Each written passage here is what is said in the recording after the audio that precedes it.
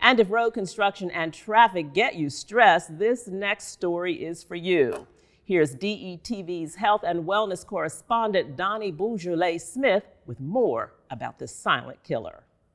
Well, we've heard it before, stress kills, but I never really believed it until I started looking more deeply into the evidence. And guess what?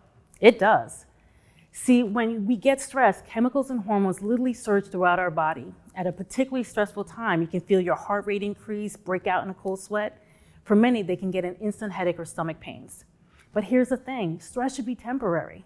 Those symptoms I just described should decrease or go away once the stressful situation subsides. Unfortunately, a shocking amount of people live with daily and extreme stress. When surveyed, 80% of Americans reported they'd had at least one stress symptom in the past month. 20% reported being under extreme stress. That means those chemicals and hormones are surging through the body on a rapid-fire basis every single day. And it's this level of chronic stress that can lead to many negative health outcomes. Chronic stress can lead to weight gain, high blood pressure, sleep problems, memory fogginess. And if that wasn't bad enough, it can also lead to osteoporosis, type 2 diabetes, and weaken your immune system such that you're vulnerable to a host of various infections. Look, I don't want to give out a bunch of scary facts without offering real-life suggestions. When I first started thinking about stress and its impact on health, my own health included, I turned to a close friend of mine that I had watched go through a period of chronic stress and the tools she put in place to manage her life. Ingrid Austin is a newly single mother of 3 amazing children who found herself at a crossroads when she had to recreate her life after going through a divorce, moving her family to a new home, and transitioning back into the workforce after being a stay-at-home mom. I guess the very beginning was going through a divorce.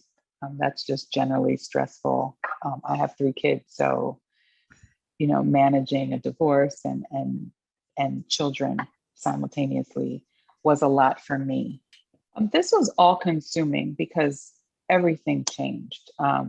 With my, before you would have stress, but you would be able to come home and let go of it. But this stress was at the root, was at the home. So there was really no escaping, and it affected really everything. I initially thought that meditation would be helpful, only because I had heard about it. I didn't know a lot about it.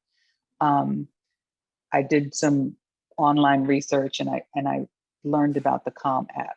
A few of the things that I took away from the meditation was just really taking a moment and slowing down, changing my perspective in that sense was really helpful.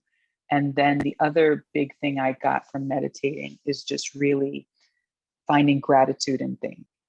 So I started that in 2016 and I've really built a consistent yoga practice since then. But when the pandemic happened, I feel like I doubled down on it. Things had gotten stressful again, like the stress level had gotten higher, and I really tuned into my meditation and yoga practice.